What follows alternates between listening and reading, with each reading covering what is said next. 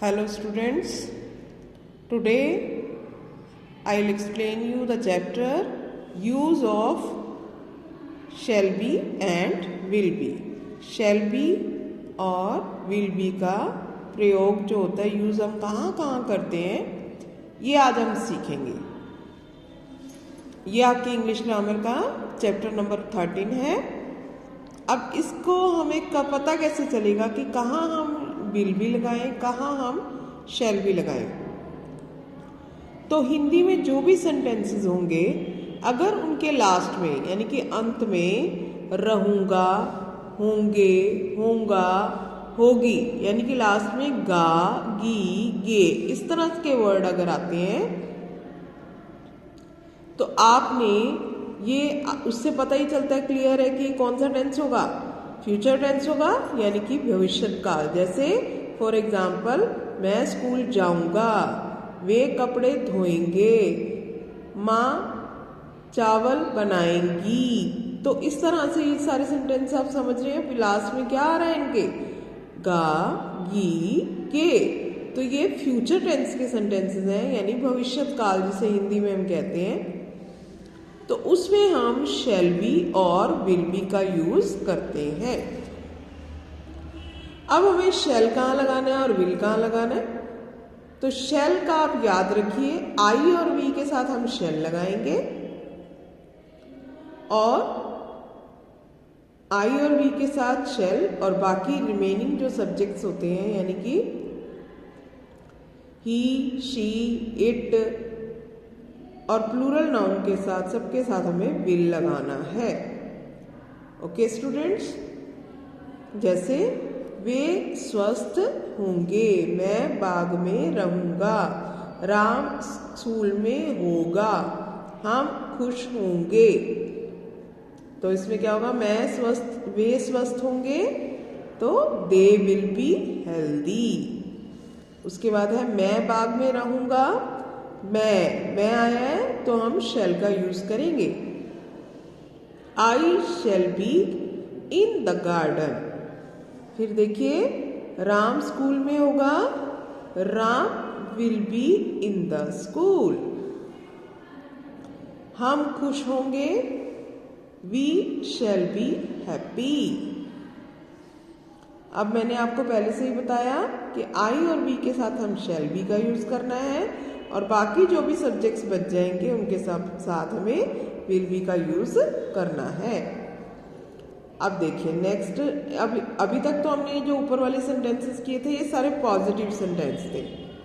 अगर हमें नेगेटिव बनाना हो तो हम कैसे करेंगे, वे स्वस्थ नहीं होंगे। सेम सेंटेंस है, उसमें नॉट लग गया है, नॉट यानी नेगेटिव वाले सेंटेंस, नेगेटिव सेंटेंस इसमें नॉट होता है, नहीं होता है, वो नेगेटिव सेंटेंस होते हैं। वे स्वस्थ नहीं हैं, वे स्वस्थ नहीं होंगे, they will not be healthy.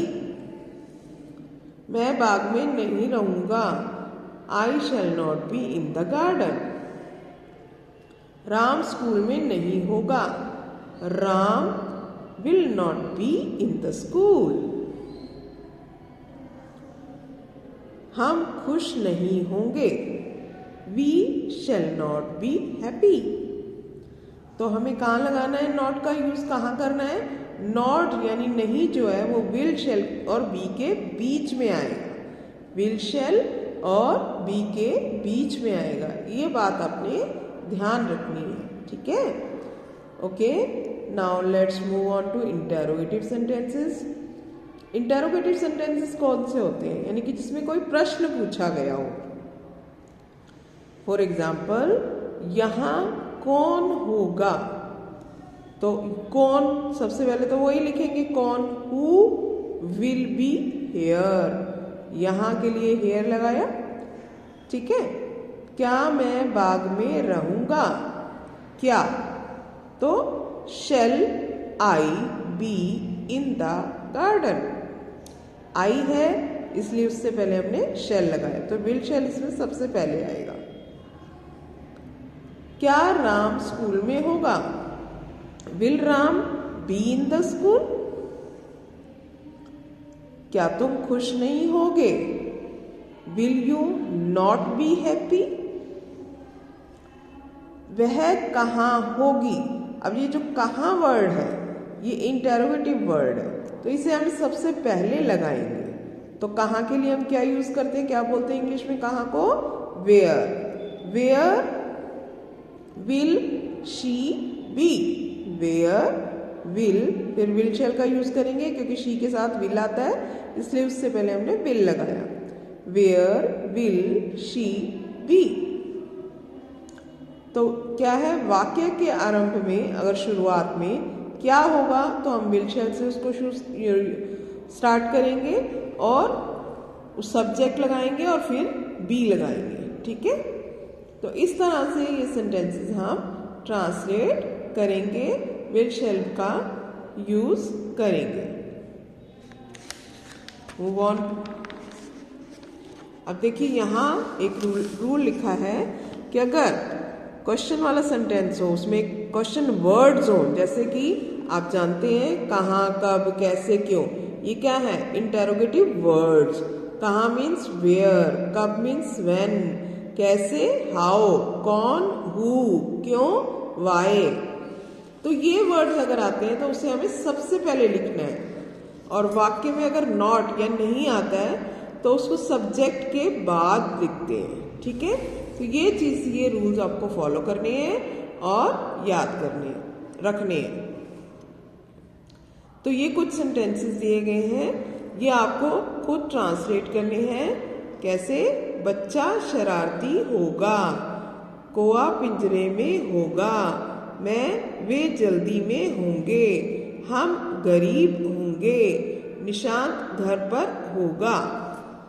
हमें क्या करना है, पहले तो इनको इंग्लिश में कन्वर्ट करना है और फिर इनके नेगेटिव सेंटेंसेस पहले हिंदी में लिखने हैं और फिर उसको इंग्लिश में कन्वर्ट करना। जैसे फर्स्ट सेंटेंस है बच्चा शरारती होगा, तो हम इसको हिंदी में पहले यहाँ लिखेंगे बच्चा शरारती नहीं होगा, और फिर उसकी इंग्लिश में उसको हम कन्वर्ट करेंगे। अंडरस्टूड? कौआ पिंजरे में होगा, कौआ पिंजरे में नहीं होगा, फिर उसकी इंग्लिश बनाएंगे। और नीचे जो सेंटेंस दिए गए हैं इसको आपने इंग्लिश में ट्रांसलेट करना है और बुक में फिल करना है।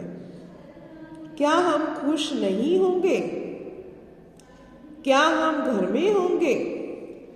क्या गीदड़ पागल होंगे? क्या लड़के प्रसन्न होंगे? प्रसन्न यानी खुश। वे गुस्सा क्यों नहीं होंगे? अब देखिए इसमें इंटेरोगेटिव वर्ड आ गया है, क्यों। इसे सबसे पहले हम लिखेंगे, वाई को आप सबसे पहले लिखना है इसमें। क्या चीता खेत में होगा? क्या हम दुखी होंगे? बहुत ही इजी है। आप ये याद रखिए कि हम आई और वी के साथ शेल का यूज करते हैं, बाकी जो भी रिमेनिंग सब्जेक्ट्स बच जाते हैं, ही, शी, इट, और जो भी सिंगुलर और प्लूरल नाउन है उन सब में ही हम विल का यूज करेंगे। तो आपको, आई होप आपको समझ में आ गया होगा। आपको ये एक्सरसाइज में पहले एक बार रीड करना है पूरा चैप्टर। रीड करने के बाद आपको रूल्स को फॉलो करते हुए ये सारी एक्सरसाइज अपनी बुक में फिल करनी है। Thank you.